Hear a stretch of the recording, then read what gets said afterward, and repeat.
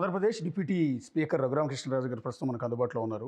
First of all మీకు congrats sir, deputy స్పీకర్గా బాధ్యతలు చేపట్టారు కాబట్టి. Thank you Ashok. సాటిస్ఫాక్షన్ ఉందా మీకు ఆ పోస్ట్? అంటే మిమ్మల్ని యాక్చువల్లీ చాలామంది మాతో సహా అనుకున్నది ఏంటంటే ఒక హోమ్ మినిస్టర్గా, అది కుదరకపోతే క్యాబినెట్లో మినిస్టర్గా, ఇది కుదరకపోతే టీటీడీ చైర్మన్గా, ఇవి మేమందరం ఎక్స్పెక్ట్ చేసాం. మీ వరకు రాలేదు కానీ టీడీపీ వాళ్ళందరూ చాలామంది ఎక్స్పెక్ట్ చేశారు, మీ అభిమానులు పర్టికులర్గా. అల్టిమేట్గా మీరు డిప్యూటీ స్పీకర్ అయ్యారు. మరి ఆ ఎక్స్పెక్టేషన్ చేసిన మాట నిజం. తెలుగుదేశం వాళ్ళందరూ కూడా ఓపెన్గానే వారి మనసులో భావాల్ని ఎక్స్ప్లెయిన్ చేశారు. అవ్వలేదు. సో డిప్యూటీ స్పీకర్ అనేది అంటే మీ స్థాయికి, అంటే మీ ప్రొఫైల్కి ఓకేనా? మీరు సాటిస్ఫాక్షన్తోనే ఉన్నారంటారు? Speaker is the key role. But లక్కీగా ఏంటంటే స్పీకరు నేను మా ఇద్దరికి ఎప్పుడో 3 దశాబ్దాల స్నేహం ఉంది కాబట్టి నేను కూడా సభా నిర్వహణలో యాక్టివ్గా ఆల్మోస్ట్ సగం టైం ఆయన, సగం టైం నేను సభ జరిగినప్పుడు ఉంటున్నాం. సో కాబట్టి ఏంటంటే ఏదన్నా కొంచెం సభా నిర్వహణలో, ఎందుకంటే మాకు పార్లమెంట్ ఎక్స్పీరియన్స్ కూడా ఉంది కాబట్టి డెఫినెట్గా కొన్ని సరి చేసుకోవాల్సినవి ఉన్నాయి. సో వాటిల్లో we can play key role. So తర్వాత సరిగ్గా సమావేశాలు అంటే ఇన్ ది సెన్స్ కమిటీస్ ఉంటాయి. గత 5 సంవత్సరాల్లో అసలు కమిటీ మీటింగ్లు ఏమీ జరగల. ఏదో కొన్ని కమిటీలు 2-3 సార్లు కూర్చున్నారు తప్ప అదొక తూతు మంత్రం అయిపోయింది. సో ఆ కమిటీ మీటింగ్లు అన్నీ సక్రమంగా జరగటం, కమిటీలు కూడా 1 వీక్లో క్లియర్ అయిపోతాయి. సో రెగ్యులర్గా కమిటీ మీటింగ్లు పెడతాం. ఒక శాసనసభ సంబంధించిన ఆ విధి విధానాలన్నీ కూడా కొంత గాడి తెప్పాయి అన్నమాట వాస్తవం. సో దాన్ని సరిచేసే, సరైన గాడిలో పెట్టే అవకాశం మా స్పీకర్ గారికి నాకు వచ్చింది. ఆ రకంగా ప్రస్తుతానికైతే అది గాడిలో పడేదాకా డెఫినెట్గా ఇది కూడా బాధ్యతాయుతమైన post. It's a honourable post. దానికి తోడు ఇప్పుడు మరి గత ప్రభుత్వం అస్తవ్యస్తంగా నడిపిన విధానం వలన సరి చేయటానికి కూడా కొంత అవకాశం ఉంది. సో ఆ రకంగా గౌరవంతో పాటు ప్రస్తుతం కొన్ని చేయవలసిన పనులు కూడా ఉన్నాయి. ఓకే. అంటే బేసిక్గా ఆ మధ్య ఒక ఎమ్మెల్యే కూడా డిమాండ్ చేశారు, స్పీకర్ చైర్లో మీరు ఉండాలి, జగన్మోహన్ రెడ్డి అపోజిషన్ లీడర్గా అక్కడ కూర్చొని ఉండాలి. ముందు నుంచి ఎలక్షన్ అయిన దగ్గర నుంచి దాని మీద ఏదో చాలా కామెడీ బిట్లు అవన్నీ. కానీ మీరు డిప్యూటీ స్పీకర్ అయ్యారు కానీ జగన్మోహన్ రెడ్డి గారు అసెంబ్లీకి రావట్లేదు కదా? రావటంలా ఏమో చూద్దాం, రావచ్చేమో నెక్స్ట్ సెషన్కి, బడ్జెట్ సెషన్కి రావచ్చు. ఎంతసేపు ఏదో ప్రెస్ మీట్లు పెట్టు రోడ్డు మీద తిరిగి మాట్లాడతాం కాదు కదా. దానికి ఒక వేదిక ఉందా, ఆయన మనసులో ఏదన్నా చెప్పుకోవాల్సింది ఏదన్నా ఉంటే he can come to the assembly and he can represent. ఆయన భావాలు అసెంబ్లీలో వ్యక్తపరచవచ్చు. అంటే అపోజిషన్ లీడర్గా గుర్తిస్తేనే వస్తానంటున్నాడు కదా? ఎలా గుర్తిస్తారండి? ప్రజలు గుర్తించాలి. ముందు 17 స్థానాలు ఇచ్చి 18 స్థానాలు ఇచ్చి ప్రజలు ఏమన్నా గుర్తింపు ఎలా వస్తుంది? ఆయన నెగ్గపోయినా సరే నాకు ఏదో ఒకటి చేసి నాకు ఇవ్వాలని అడిగినా కూడా అడగవచ్చు. సాధ్యం కాదు కదా. ఇప్పుడు మనకి కొన్ని రూల్స్ ఉన్నాయి, కొన్ని కస్టమ్స్ ఉన్నాయి.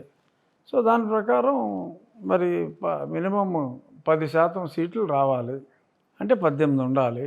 మరి జగన్మోహన్ రెడ్డి గారికి తెలియదు అంటే ఆయనకు తెలుసు. ఎందుకంటే ఆయన 18 కన్నా తగ్గించి మీకు ప్రతిపక్ష హోదా లేకుండా చేస్తాను అని గతంలో ఆయన ఛాలెంజ్ కూడా చేశారు. సో ఆయనకు ఒక రూలు ఆయన ఇంప్లిమెంట్ చేయాలంటే ఒక రూలు, ఆయన దాకా వచ్చేటప్పటికి ఇంకోటి అంటాం. మరి 5 సంవత్సరాలు ముఖ్యమంత్రి చేసిన వ్యక్తి అలా మాట్లాడటం అనేది కొంచెం చిన్నతనంగా అనిపించింది. అంటే అపోజిషన్ లేకుండా అసెంబ్లీ నడపడం కూడా కొంత ఇబ్బందే కదా మీకు? అంటే మాట్లాడేవాళ్ళు, కోచింగ్ చేసేవాళ్ళు ప్రజలు ఓట్లు వేయకపోతే ఏం చేయాలండి? వాళ్ళు చేసిన దురాగతానికి ప్రజలు అసలు ఓట్లు వేయకపోతే అపోజిషన్ ఉండాలి కదా అని చెప్పి కొంతమందిని రాజీనామా చేసి ఈ సీట్లు మీయారా అని చెప్పి చెప్పడానికి ప్రొవిజన్ లేదు రాజ్యాంగంలో. People rejected. దానికి ఏం చేయగలం? 11 మందినే ఎన్నుకున్నారు. సో ఇప్పుడు రఘురామకృష్ణరాజు అప్పుడు ఆ పార్టీలోనే ఉండి ఎంపీగా ఉన్నారు. ఎంపీగా ఉన్న సమయంలోనే మీ మీద కేసులు బనాయించి మిమ్మల్ని అరెస్ట్ చేయించి కస్టోడియల్ టార్చర్ పెట్టి జగన్మోహన్ రెడ్డి చేయించారని మీరు చాలాసార్లు ఆరోపించారు. ఇవాళ మీరు అధికారంలోకి వచ్చారు, మీరు డిప్యూటీ స్పీకర్ ఉన్నతమైన స్థానంలో మీరు కూర్చున్నారు. ఆ రివెంజ్ ఏమన్నా బ్యాలెన్స్ అయింది అనుకుంటున్నారా? లేదు లేదంటే నేను అసలు రివెంజ్ అన్న యాంగిల్లో ఎప్పుడు ఆలోచించాల. ఎవరైతే ఇబ్బంది పెట్టారో, నన్ను ఇబ్బంది పెట్టారో, అంతకన్నా దారుణంగా కొన్ని కోట్ల మంది ప్రజలు ఇబ్బంది పడ్డారు. సో ఇటువంటి వ్యక్తిని ఓడించాలి అని చెప్పి అందరికంటే ముందు గలం ఎత్తింది నేను. అంటే 2 సంవత్సరాల పాటు నాది సోలో గలం. రాష్ట్ర ప్రజలు సుఖపడాలి అంటే ఇతను రాకూడదు అని చెప్పి మరి అది చేసిన తప్పుల్ని ప్రతిరోజు సుమారు 1 గంటకు తక్కువ కాకుండా ఎండగడుతూ వచ్చాం. 4 ఏళ్ల పాటు అవిశ్రాంత పోరాటం చేసాము. దానికి మరి రిజల్ట్ వచ్చినప్పుడు ఊహించిన దానికన్నా కూడా ఇంకాస్త బెటర్గా వచ్చినందుకు డెఫినెట్గా హ్యాపీగా ఉంటాం. అందులో హ్యాపీగా లేకపోవటానికి అంటే భీమవరం రాజుల గురించి చాలా గొప్పగా చెప్తుంటారండి. పర్టికులర్గా మీ గురించి. రాజులు బేసిక్గా ఎవరికైనా పెట్టేవాళ్ళే తప్ప ఎవరు పుట్టగొట్టేవాళ్ళు కాదు. రెండోది, అదే రాజుల్లో ఉన్న మంచి గుణం ఏంటంటే ఎవరి జోలికి వెళ్ళరు, ఎవరిని ఇబ్బంది పెట్టరు. కానీ వాళ్ళని ఇబ్బంది పెట్టిన వాళ్ళు మాత్రం జీవితం అంతా గుర్తుపెట్టుకుంటారు అని. ఏమో ఇప్పుడు పెద్ద అలా గుర్తుపెట్టేసుకుని ఆ టైపు గొప్ప రాజులు కూడా పెద్ద ఎవరు లేరు. ఇప్పుడు ఎట్లా సార్, మీరు ఆ రోజు కస్టోడియల్ టార్చర్ కేసుకు సంబంధించి మీ ప్రభుత్వం అధికారంలోకి వచ్చిన తర్వాత కేసు పెట్టారు. ఆ కేసు నడుస్తోంది. అందులో విజయపాల్ అరెస్ట్ అయ్యాడు, తులసిబాబు అరెస్ట్ అయ్యాడు. ఇంకా ఏం జరగబోతోంది? దొంగ రిపోర్ట్ ఇచ్చిన ప్రభావతి ఆవిడ తప్పించుకుని తిరుగుతుంది. మరి భర్త సహకారమా ఇంకెవరి సహకారమా మొత్తం మీద విజయవంతంగా పోలీసులు కనుకప్పి గజ దొంగ గంగారాములని మనం పూర్వం విని ఉంటాం. వాళ్ళకంటే చాకచక్యంగా మరి దొరకకుండా తప్పించుకుంటుంది ఆవిడ. చూద్దాం, రేపు 31వ తారీఖు సుప్రీంకోర్టులో ఈ ఫ్రైడే విచారణకు వచ్చింది బెయిల్ పిటిషన్ ఆవిడది. సో ఆ రోజే రిజెక్ట్ అయిపోవచ్చు అని నేను అనుకుంటున్నా. ఏమన్నా వాయిదా పడితే వాయిదా పడవచ్చు, ఆ తర్వాతైనా రావాలి. ఇప్పుడు ఆవిడని అరెస్ట్ చేస్తాము అని చెప్పి అసలు ఎవరు చెప్పలా, నోటీస్ ఇచ్చి రమ్మన్నారు. బట్ ఆవిడ చాలా ఘోరమైన తప్పు చేసింది కాబట్టి ఖచ్చితంగా అరెస్ట్ చేస్తారనే ఒక భయంలో ఆవిడ ఉన్నట్టుంది. అందుకని ఆవిడ పారిపోయింది. అంటే డాక్టర్ ప్రభావతి పాత్ర ఇందులో క్లియర్గా ఉందని right from the beginning very clear. ఇదంతా ఫుల్ ప్లాను, మాస్టర్ ప్లాన్. నన్ను చంపేద్దాం అనే ప్లాను. క్రిమినల్స్ అందరూ కలిపి చేరి యాక్చువల్ మీటింగ్లో నాకు తర్వాత తెలిసింది రఘురామరెడ్డి అని ఒక ఉన్నాడు. ఇలాంటి యాక్టివిటీస్ అన్నింటిలో ఉంటాడు బాగా. రెడ్డి ఫీలింగో మరి కొల్లి రఘురామరెడ్డి. కొల్లి రఘురామరెడ్డి చంద్రబాబు గారు అరెస్ట్ చేసిన ఆయన. దానికి ముందు కూడా ఈ ఫేక్ కేసు ఫ్యాబ్రికేట్ చేయడంలో కూడా చక్కగా వండి వార్చారు వీళ్ళందరూ. సీతారామాంజనేయులు, రఘురామరెడ్డి, బ్యాచ్ అందరూ. అంటే ప్రభావతి సూపరింటెండెంట్గా ఉన్న సందర్భంలో ఆవిడ తప్పుడు రిపోర్ట్ ఇచ్చారు అనేది, అంటే మిమ్మల్ని కొట్టినా కూడా అవి కొట్టిన దెబ్బలు కాదు అని రిపోర్ట్ ఇచ్చారు అనేది ఒక టోటల్ బోగస్. రెండోది, అదే సూపరింటెండెంట్ ప్రభావతికి అప్పటి గుంటూరు కలెక్టర్ వివేక్ యాదవ్ సంథింగ్ వీళ్ళు కాల్ చేసి ఒక పెద్ద సెలబ్రిటీ వస్తున్నారు, కాల్ చేసి కాదు, లెటర్ రాశాడు, official DO letter. Someone who has got arrested is likely to be brought. You keep your cardiologist ready. Always be alert on your mobile. Any moment they would be called. మీరు కస్టోడియన్లో ఉన్నప్పుడు అసలు నన్ను ఇంకా arrest కూడా చేయలే. నన్ను ఇదిగో ఇదే హాల్లో అరెస్ట్ చేశారు మధ్యాహ్నం 3:45, 4కి. 12ంటికి లెటర్ రాశాడు. ముందే అంతా ప్లాన్ స్కెచ్ అంతా వేసుకుని నేను ఇంట్లోనే ఉన్నానో లేదో చూసుకుని అప్పటికప్పుడు, ఎందుకంటే ఒకసారి ఎఫ్ఐఆర్ కట్టిన తర్వాత 24 అవర్స్లో న్యూస్ వచ్చేస్తుంది. సో అందుకని ఎఫ్ఐఆర్ కూడా అదే రోజు ఉదయం 10 గంటలకి ఎఫ్ఐఆర్ కట్టి, కాకపోతే క్యాండిడేట్ని అరెస్ట్ చేయడానికి ముందే పంపించేసి వెహికల్స్ అన్నీ కూడా ముందే రెడీ చేసుకుని ఆ వివేక్ యాదవ్ అన్నాడితోటి లెటర్ కూడా ఇప్పించేసి ఆ డాక్టర్లు కూడా రెడీగా ఉండమని. ఎందుకు డాక్టర్లు అవసరం ఏంటి? ముందే ఇప్పుడు ఎఫ్ఐఆర్ 10ంటికి బుక్ అయిందా, నువ్వు ముందే వెహికల్స్ పంపించేస్తావా, ముందే వెహికల్స్ బుక్ చేసుకుంటావా అంటే ఇదంతా ఒక కుట్ర ప్రకారం చేశారు. To eliminate me, that is the main plan. నా వెనకాల సిఆర్పిఎఫ్ వాళ్ళు కంటిన్యూస్గా ఫాలో అవడంతో వాళ్ళు కుదరలా. మరి ఎంటైర్ కేసులో వ్యవహారం వివేక్ యాదవ్ పేరు పెద్దగా రాలేదు కదా సార్? ఆయనకి ప్రస్తుతం పోస్టింగ్లోనే ఉన్నారు. వివేక్ యాదవ్ సంగతి అతను ఇప్పుడు స్టేట్ ఎలక్షన్ ఇదివరకు ముఖేష్ కుమార్ మీనా చేసిన పోస్టులో ఉన్నాడు. ఓకే, మరి ఆయన మీద అంటే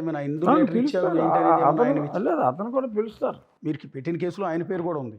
కేసులో పేరు లేదు. నాకు కేసు పెట్టిన తర్వాత నా ఓన్ పరిశోధనలో నాకు దొరికింది ఆ కాగితం, అతను రాసిన లెటరు. ఇన్వెస్టిగేషన్ నేను కూడా ప్యారలల్గా చేసుకుంటున్నా. మరి ఆ కేసులో ఇప్పుడు ఆయన పేరు ఏమైనా యాడ్ చేస్తున్నారు సార్? ఎందుకంటే రాష్ట్ర ఎన్నికల కమిషనర్గా ఉన్నారు కదా. డెఫినెట్గా పిలుస్తారు. ఎవరు చెప్తే నువ్వు ఈ లెటర్ రాసావన్నది. ఇప్పుడు ఎక్కడైనా సింపుల్ కామన్ సెన్స్ పాయింట్. ఇప్పుడు సపోజ్ నేను అరెస్ట్ చేశారనుకో తెలంగాణలో ట్రాన్సిట్ వారెంట్ తీసుకోవాలి. It's a different state. ఇక్కడ డాక్టర్కి ఫస్ట్ చూపెట్టాలి. వీళ్ళకేమో పైగా వాళ్ళ కరస్పాండెన్స్ ప్రకారం నాకు హార్ట్ ప్రాబ్లం ఉందని తెలుసు. నాకు హార్ట్ ప్రాబ్లం ఉందని తెలిసినప్పుడు నన్ను ఇక్కడ చూపెట్టాలి ముందు, అరెస్ట్కి ముందు. లేదు అక్కడికి తీసుకెళ్ళిన తర్వాత అయినా ముందు నన్ను హాస్పిటల్కి తీసుకెళ్ళాలి. హాస్పిటల్కి తీసుకెళ్తే ఆ నిమిషంలో నేను అంతా పర్ఫెక్ట్గా ఉన్నానని చెప్పి రాసుకుంటారు. బతుకుంటే బయటకు వచ్చిన తర్వాత ఏం దెబ్బలు తగిలినాయో ఉంటాయి.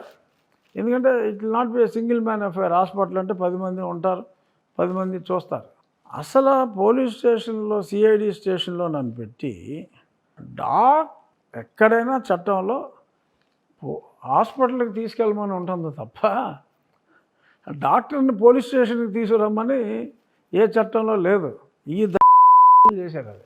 అంటే వాళ్ళు అంత దారుణంగా బిహేవ్ చేశారు కాబట్టి చెప్తాను. డాక్టర్ని నా పోలీస్ స్టేషన్కి తీసుకొచ్చారు కొట్టి ముందు. ఆడేదో బీపీలు చూసుకున్నాడు, పోయాడు. కొట్టిన తర్వాత ఆడికి వార్నింగ్ ఇచ్చారు. 165/110 ఉంటే బీపీ నార్మల్ అని రాశాడు. ఆడు నాకు చెప్పాడు, సార్ ఇంత బీపీ ఉంది సార్, చాలా జాగ్రత్తగా ఉండాలి మీరు. కొట్టారు, బ్లడ్ క్లాట్స్ పైకి రావచ్చు, మీరు బ్లడ్ థిన్నర్స్ వాడాలి. మరి రాయరా బాబు అదంతా అంటే పోలీసులు వార్నింగ్ ఇచ్చారు సార్. ఇదంతా ప్లాటు. అసలు సునీల్ ముఖ్యమంత్రి, రామాంజనేయులు వాళ్ళు కోఆపరేట్ చేసింది ఈ ప్రభావతి, అంతా ఒక ముఠా క్రిమినల్స్ వాళ్ళు. బట్ అయినా విచారణ సాగుతుంది అంటే సాగుతుంది. అంటే మీరు మొదటి నుంచి కూడా ఆరోపణ చేస్తున్నది ఒకటి సజ్జల రామకృష్ణారెడ్డి మిమ్మల్ని ఇక్కడ అరెస్ట్ దగ్గర నుంచి కూడా లైవ్లో చూశారు ట్యాబ్లో అని. మావాడు మనిషి ఒకటి చూసి ఇదిగో సజ్జలు ఉన్నాడు అందులో చూస్తున్నాడంటే ఆ విజయపాల్ గారు చూసిన అబ్బాయిని వెనకాల అదిగో మామిడి చెట్లు ఉన్నాయి ఆ లాన్లోకి తీసుకెళ్ళి గట్టి కొట్టేసాడు. సో అది మీరు ఆరోపిస్తున్న సజ్జల అండ్ పివి సునీల్ అప్పుడు ఫాలో అప్ చేశాడు సజ్జల. ఓకే, సిఐడి సునీల్ గారు అసలు మొత్తం ఆర్గనైజ్ చేసిందంతా అతను. మాస్టర్ ప్లాన్ వచ్చి సీతారామాంజనేయులు. కానీ అసలైన వాళ్ళ మీద ఇంతవరకు ఎలాంటి యాక్షన్ లేదు కదా. అదే దరిద్రం. పిల్లలు కూడా పిలిచి మాట్లాడాల. మేబీ వాళ్ళకి ఏమైనా స్ట్రాటజీ ఉందేమో, ఇలా కింద నుంచి ఒక్కొక్కరిని తీసుకొచ్చి కేసు బిల్డప్ చేసి అప్పుడు పైకి వెళ్తారేమో, ఏమో నాకు తెలియదు. ఓకే, అందరూ బయట డిస్కషన్ ఉంది. యాక్చువల్లీ అసలు పెద్ద తలకాయలు కదా ముందు పిలవాల్సింది. ఆరోపణ చేస్తున్నది వీళ్ళ మీద కదా, చిన్న చిన్న వాళ్ళందరినీ పట్టుకొస్తే ఉపయోగం ఏంటి అని. ప్రూఫ్లు అన్నీ తీసుకుని అప్పుడు ఇంకా you don't have any point of return, ఇదిగో ఎవిడెన్స్లు అని చెప్పి చెప్పడం కూడా ఒక స్ట్రాటజీ ఏమో మరి. ఎస్ సార్, అది అయ్యుండొచ్చు. అంటే ఇప్పుడు ఈ కామేపల్లి తులసిబాబు పేరు మీరు మొదట్లో చెప్పలేదు. యాక్చువల్లీ గతంలో నేను ఇంటర్వ్యూ చేసినప్పుడు కానీ గతంలో అలిగేషన్ చేసినప్పుడు ఒక అబ్బాయి వచ్చి ఒక లావుగా ఉన్న వ్యక్తి నా గుండెల మీద కొట్టాడని చెప్పాడు. ఒక బండోడు ఓకే నా ఒంటి మీద కూర్చున్నాడని నేను 3 సంవత్సరాల నుంచి చెప్తున్నా. ఆడ బండోడు వచ్చి కూర్చుంటే నా మంచం కోళ్ళు ఇరిగిపోయినాయి, ఇరిగిపోయిన మంచం కూడా అక్కడే చాలా రోజులు ఉందని అన్నారని చెప్పి ఒక బండోడు వచ్చి కూర్చున్నాడు, ఒక హెవీ వెయిట్ పర్సనాలిటీ అని నేను ఎప్పటి నుంచో చెప్తున్నా. ఎస్ అవును. తులసి అనే ఒక అసిస్టెంట్ సునీల్ కుమారు వీడు కలిసి చాలా దందాలు చేస్తున్నారు, చాలా ఏదో పనులు చేస్తున్నారు. అగ్రిగోల్డ్లో చాలా దందాలు చేశారు. వాడాడో రౌడీ నా కొడుకంటే నేను రౌడీ అంటే ఏదో సినిమాల్లో చూసినట్టు అలా నెల్లూరు కాంతారావులాగా ఉంటారని మనకు తెలియదు కదా. రియల్ లైఫ్లో రౌడీలు అందరూ సన్నగా ఈ రౌడీ ఏంట్రా బాబు అన్నట్టు ఉంటారు. నేను తులసి అన్నాడు పేరు తెలుసు కానీ అతను ఎలా ఉంటాడో నాకు తెలియదు. తర్వాత అతనే చాలామందికి చెప్పుకోవడం కూడా జరిగింది. సో అప్పుడు అసలు తులసి అన్నాడు నా మీద కూర్చున్నాడు లావు, ఈ తులసి అన్నాడు ఏంటి బరువుగా ఉంటాడా బగ్గా ఉంటాడా, బగ్గా ఉంటే అతను అయ్యే అవకాశం లేదులే, బాగా బండోడు పడ్డాడు అని అంటే అప్పుడు తెలిసింది అతను 130 పైగానే ఉంటాడని. మొన్న జైల్లోనే చూసా అతను. మొన్న కూచిపూడి లో ఏదో ఫంక్షన్ ఉంటే గుడివాడ నుంచి వెళ్ళా. సో అప్పుడు నేను అతని ఫ్లెక్సీలు అయ్యి చూడటం జరిగింది.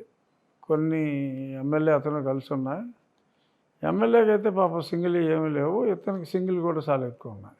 అంటే ఆ రోజు గుడ్డెల మీద కూర్చుని మిమ్మల్ని కొట్టాడు అన్నది ఇతనే కొట్టాడు అనేది మీరు ఎట్లా సార్? ఆ రోజు ఏమైనా ఫేస్ చూసారా అతను మీరు? ఆ రోజు ఫేస్ చూసా. ఆ రోజు ఎందుకంటే ఇతను నా గుండెల మీద కూర్చొని సెల్ ఫోను నా ఇంట్లో మధ్యాహ్నం పాలుగడ తీసేసిన సెల్ ఫోను నా మొహం మీద పెట్టి ఓపెన్ చేయరా అన్నాడు. అతని కళ్ళు నా కళ్ళు అడుగు కన్నా దగ్గరలో ఉన్నాయి. అంటే వాళ్ళు మాస్క్ పెట్టుకోవటం అట్లాంటిది ఏం లేదు సార్? మాస్క్ కాదు, కర్చీఫ్లా కట్టుకున్నారు. ఇతనేంటంటే ఆ మంచం విరిగిపోయి నా మీద కూర్చుని అప్పుడు కొంచెం జారింది. ఓకే. నేను చూసా మనిషిని, కానీ తులసి అన్నం నేను ఎప్పుడు చూడలా.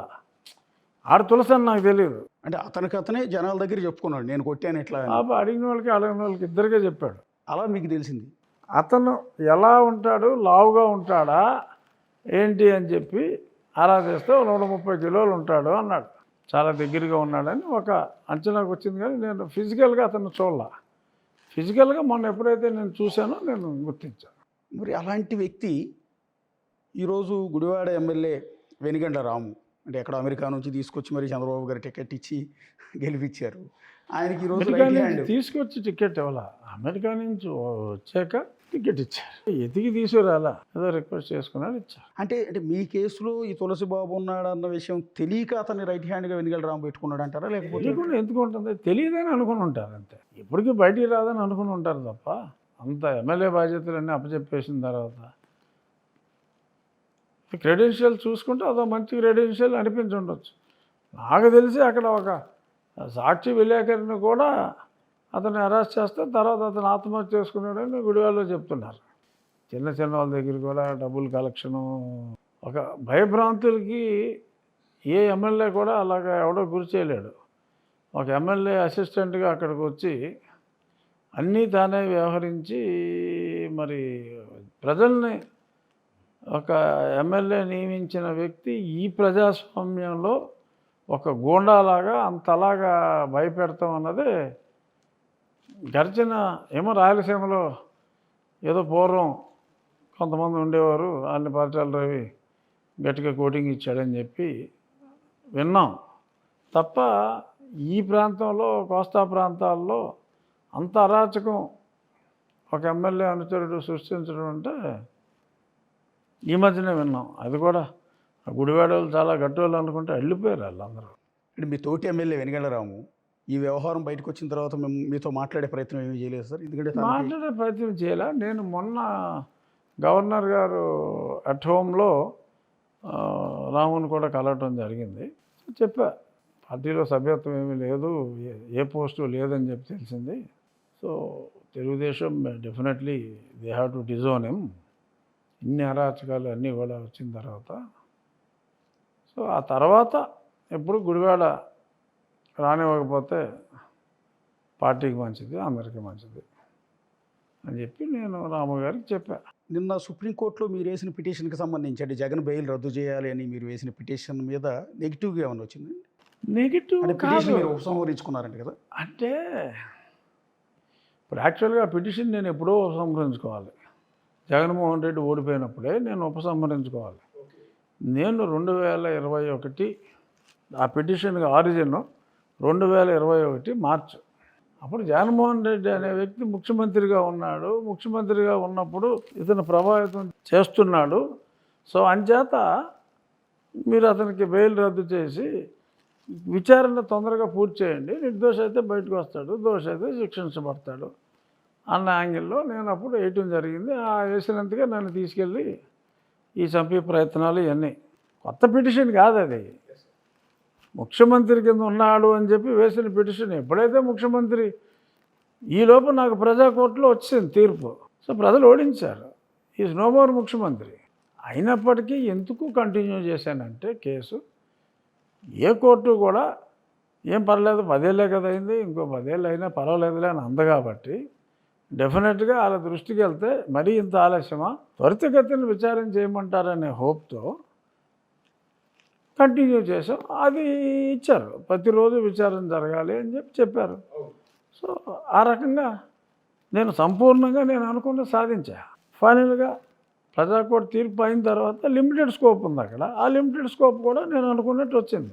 విత్డ్రా చేసుకో, ఇంకా కేసులో ఇంకేముంది, ఎందుకంటే బెయిల్ రద్దు చేయలేదు, ఈజ్ నో మోర్ ముఖ్యమంత్రి. మరి నేను వేసిన ప్రేయర్ ఏమో అది, ఆ ప్రేయర్ వాళ్ళు ఇవ్వలేరు. ఇవ్వలేనప్పుడు ఏంటి ఆప్షను? కేసు డిస్మిస్ చేయాలి. డిస్మిస్ చేయాలా, మీరు వెనక్కి తీసేసుకుంటారా అని అడిగారు. అప్పటికే ఇదైతే రోజువారీ విచారణ జరిపిస్తామని చెప్పారు. రోజువారీ విచారణ చేయటం ద్వారా జగన్ కేసు చాలా ఫాస్ట్గా మూవ్ అవుతుందన్న ఆ హోప్ ఉందండి మీకేమన్నా? అంటే 10 ఏళ్ళు బెయిల్ మీదే ఉన్నాడు ఆయన. బెయిల్ మీద ఎన్నాళ్ళు ఉన్నాడు అది తప్పు అని నేను అంటలా. విచారణ జరగకపోవడం తప్పు అని నేను అంటున్నా అంతే. వాళ్ళకి వాళ్ళు నెగ్గారని చెప్పుకుంటున్నారు, నాకు నేను నెగ్గానని నేను అనుకుంటున్నాను. బయట జరుగుతున్న ప్రచారం అదే. యాక్చువల్లీ ఏంటంటే రఘురామకృష్ణరాజు ఓడిపోయాడు. ఒక రోజు ముందే చెప్పా, సాక్షిలో రాబోయే టైటిల్ నేను ఒక రోజు ముందే చెప్పా. సుప్రీంకోర్టులో దెబ్బతిన్న రఘురామ,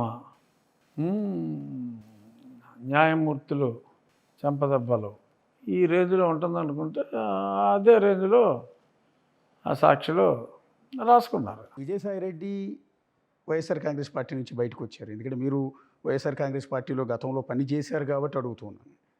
వాస్తవానికి ఆ పార్టీలో నంబర్ 2 విజయసాయి రెడ్డి అనేవారు.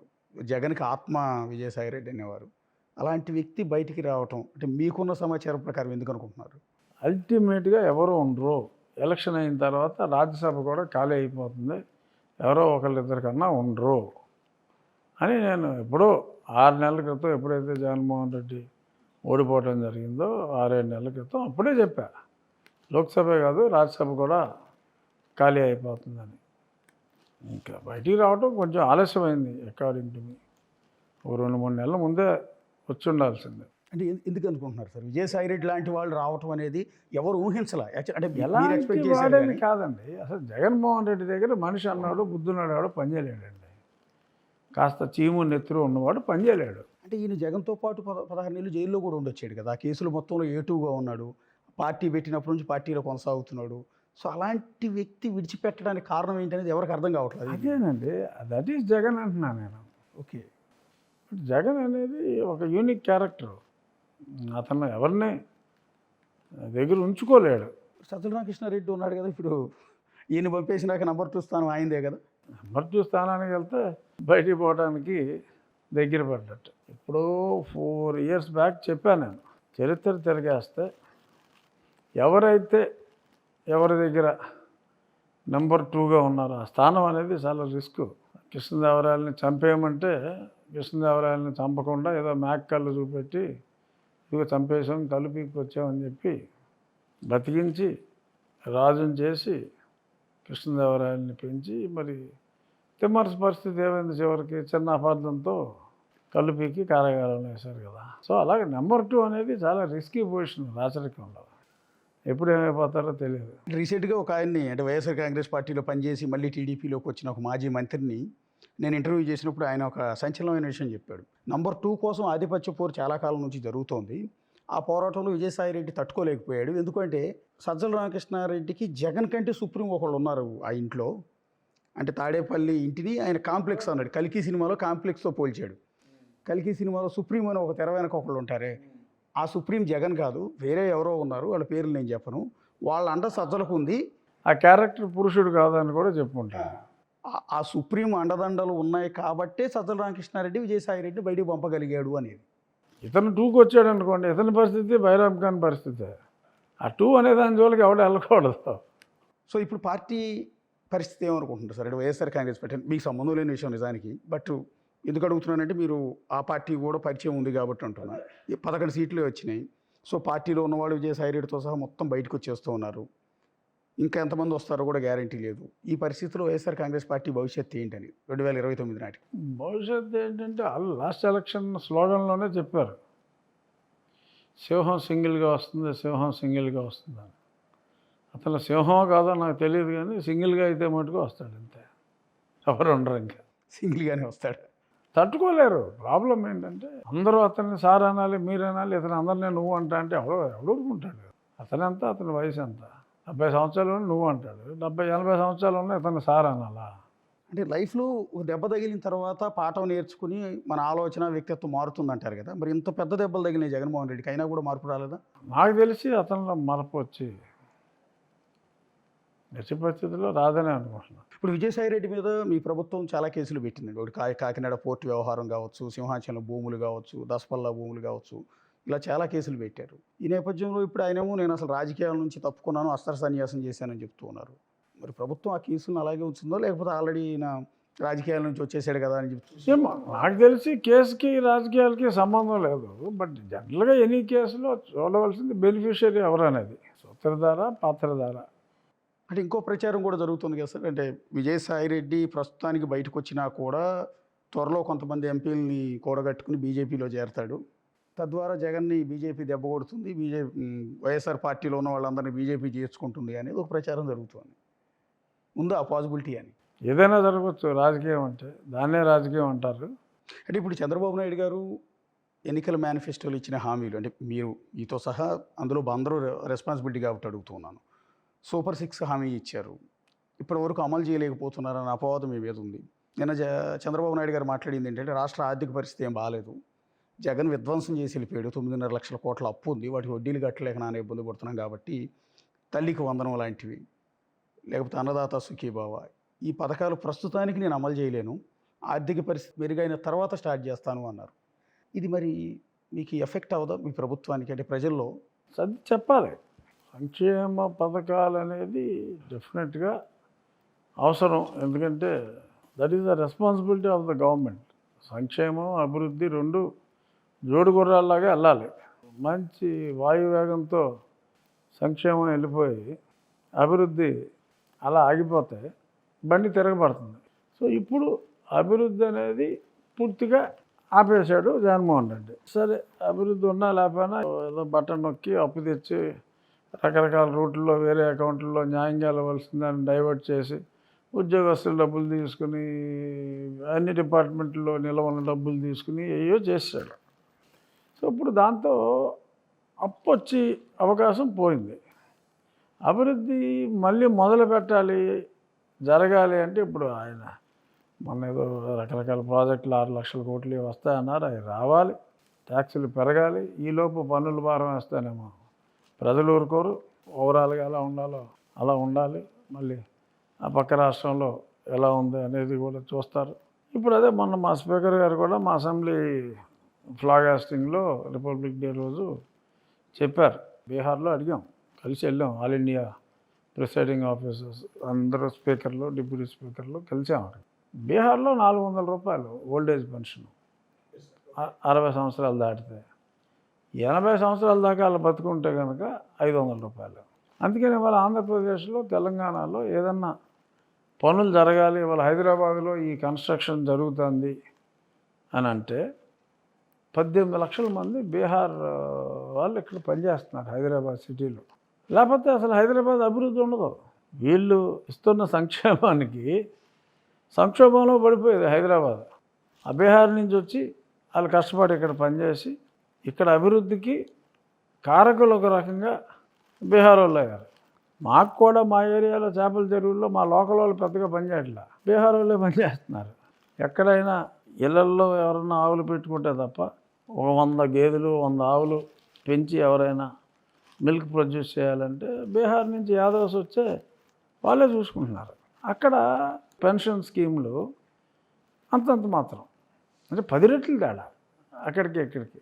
ఎపరేషన్స్ ఉన్నాయి. అంటే ఒక స్కీమ్కే మీరు ఎక్కువ పెట్టేస్తే మిగిలిన అన్ని స్కీముల్ని రన్ చేయటం కష్టం. మరి హామీ ఎందుకు ఇచ్చారు అని అడగవచ్చు. విధ్వంసం జరిగినప్పటికీ కూడా ఈ ఫర్దర్ వచ్చే ట్యాక్స్తో మనం చేయడానికి ప్రొవిజన్ ఉంటుంది అని ఒక మంచి మనసుతో అనౌన్స్మెంట్లు చేశారు.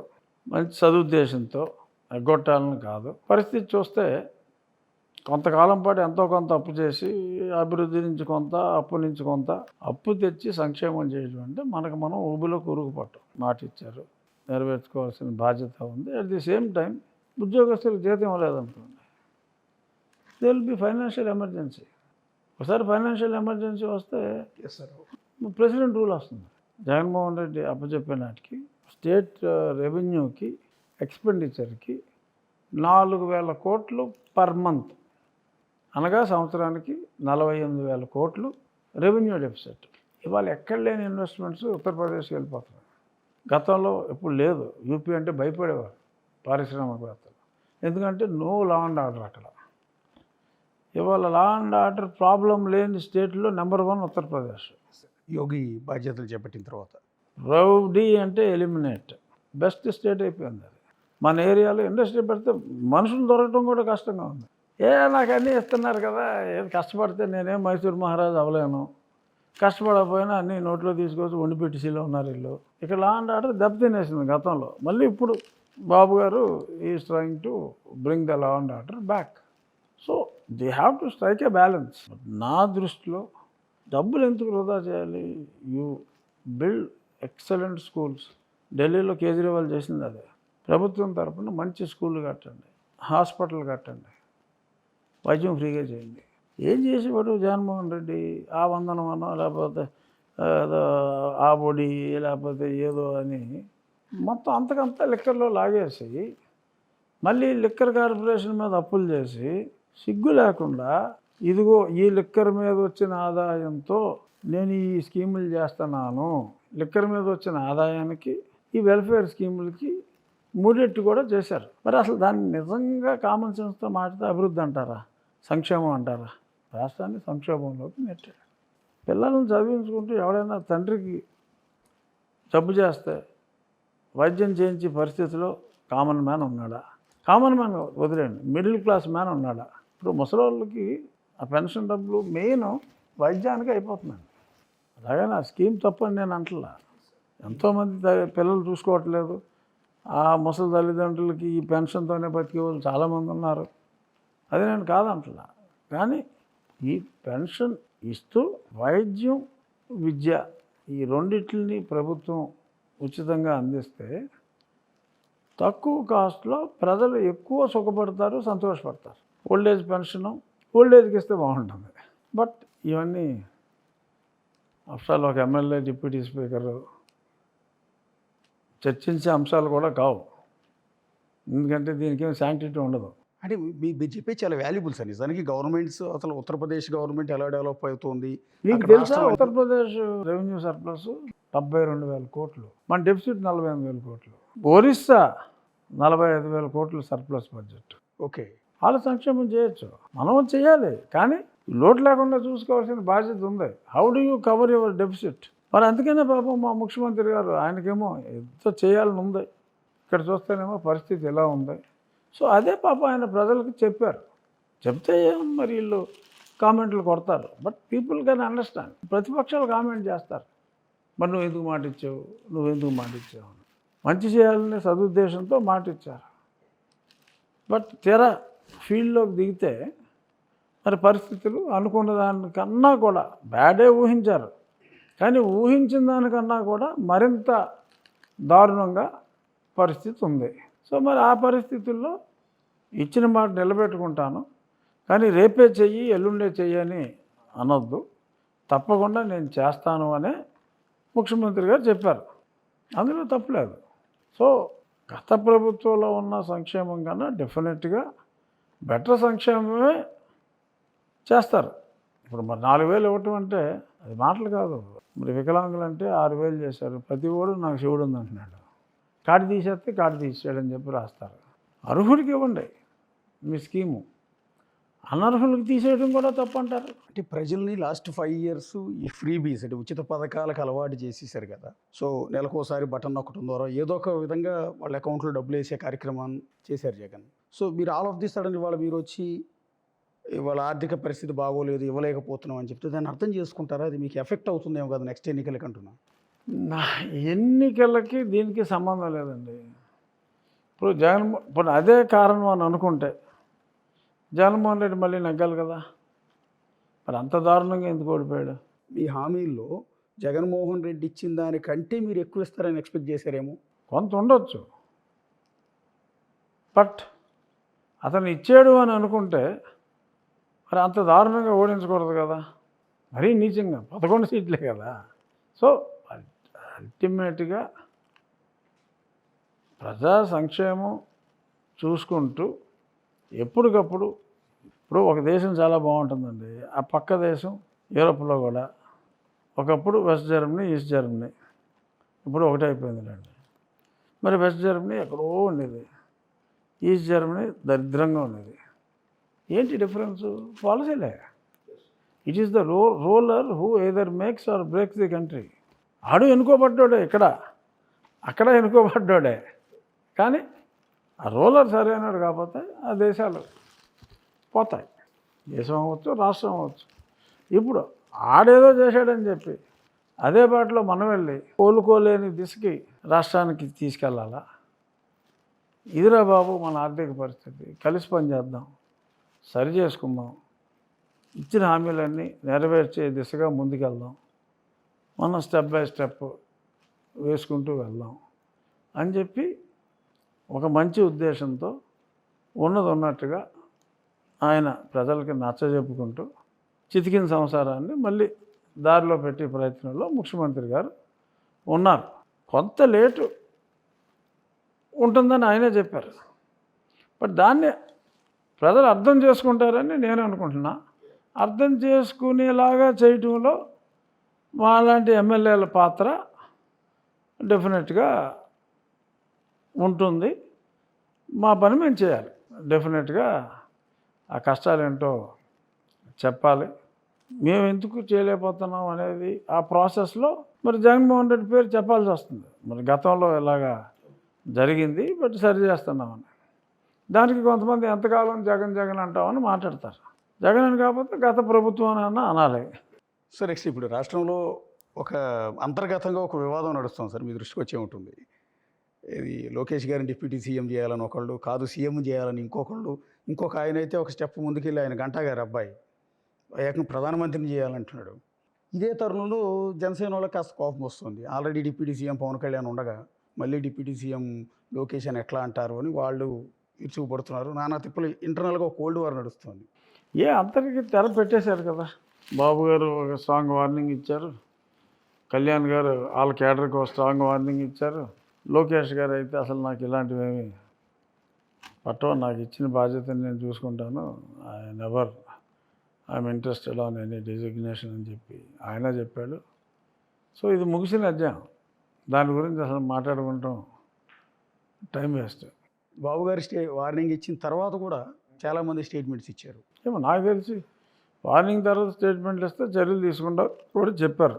ఇది అభిమానులు ఎవరికి నచ్చిన వాళ్ళు ఎవరినైతే ఎవరు ప్రేమిస్తారో తను ప్రేమించేవాడు ఎక్కువ స్థానంలో ఉండాలి అని ఒక అభిమాని కోరుకోవటం సహజం. అది ఆ కోరికను అణుచుకోవాలి అంటే అణుచుకోలేరు. పైకి మాట్లాడొద్దు ఎవరు, మేము కలిసి ఉన్నాం, జస్ట్ నిజంగా చక్కగా రాధాకృష్ణులాగా ఉన్నారు, హ్యాపీగా ఉన్నారు. వాళ్ళు బాగుంటే వీళ్ళు కొట్టుకుంటూ ఎందుకు, అనవసరం కదా. అంటే మీ మూడు పార్టీల మధ్య బంధం ఇంత అన్యోన్యంగా పర్టికులర్గా నాకు తెలిసి ఈ మూడు పార్టీల బంధం ఉంటుంది, కంఫర్టబుల్గా ఉంటుంది. సో కళ్యాణ్ గారు ఆయన బలం ఆయనకుంది, తెలుగుదేశంకి బలం కానీ సభ్యులు కానీ అంతా ఎక్కువ. పెద్ద ఆయన రామారావు స్థాపించిన పార్టీ, అది అలాగే దాన్ని ప్రొటెక్ట్ చేశారు చంద్రబాబు గారు. ఈ లోకేష్ గారు ఈజ్ కంటిన్యూయింగ్, లేకపోతే ఆయన కష్టపడుతున్నాడు, ఎక్కువ కష్టపడుతున్నాడు. బట్ అభిమానుల మధ్యన అంతా సమానంగానే మావాడు కొంచెం ఎక్కువ అని అనుకుంటారు. ఎందుకంటే వీళ్ళు ఎంత గింజుకున్నా వాళ్ళు కలిసే ఉంటారు, అందులో ఏమీ డౌట్ లేదు. అంటే 2014, 2019 మధ్య కూడా ఇవే మూడు పార్టీలు కలిసి పోటీ చేశాయి. అంటే పవన్ గారు డైరెక్ట్గా పోటీ చేయకపోయినా బహిరంగంగా బయట నుంచి మద్దతు ఇచ్చారు. ఒక పీరియడ్ వరకు బాగా నడిచింది. టీడీపీ వాళ్ళు కేంద్రంలో మంత్రులుగా ఉన్నారు, బీజేపీ వాళ్ళు రాష్ట్రంలో మంత్రులుగా ఉన్నారు. సో అంతా బాగుంది అనుకునే టైంలో లాస్ట్కి వచ్చేటప్పుడు ప్రత్యేక హోదా చిచ్చుపెట్టింది. టీడీపీ బీజేపీ కూటమి నుంచి బయటకు వచ్చేసింది. దానికన్నా ముందు పవన్ కళ్యాణ్ బయటికి వెళ్ళిపోయారు. సో అది మళ్ళీ రిపీట్ అవుతుందా 29 ఎన్నికల నాటికి అనేది? అప్పుడు అయింది కాబట్టి మళ్ళీ అయ్యే అవకాశం లేదని నేను అనుకుంటున్నాను. అప్పుడు అయింది కాబట్టి, దాని తర్వాత ఫలితం చూశారు కాబట్టి మళ్ళీ కలిశారు. ఇంత ఎక్స్పీరియన్స్ వచ్చిన తర్వాత మళ్ళీ విడిపోరు. వీళ్ళు మూడు పార్టీలే ఉన్నాయి కదా, మూడు పార్టీలు మెర్జ్ చేసి ఒక పార్టీ చేయలేదు కదా. సో అలాంటప్పుడు ఎలా ఉంటుంది, ఎంతమంది ఎవరి ఫీలింగ్ ఎవరికి ఉంటుంది. మళ్ళీ ఎలక్షన్లో పోటీ చేసేటప్పుడు మళ్ళీ ముగ్గురు కలిసి పోటీ చేస్తారు కదా, వీళ్ళందరూ ఏకమైపోతారు. Thank you Raghu Rama Krishna Raju. Thank you. Raghu Rama Krishna Raju గారు చాలా వాల్యుబుల్ ఇన్ఫో ఇచ్చారు. రెండోది అనేక ప్రశ్నలకి ఆయన సమాధానం ఇచ్చారు. Signing off, this is Ashok. For more videos like this, subscribe Big TV channel.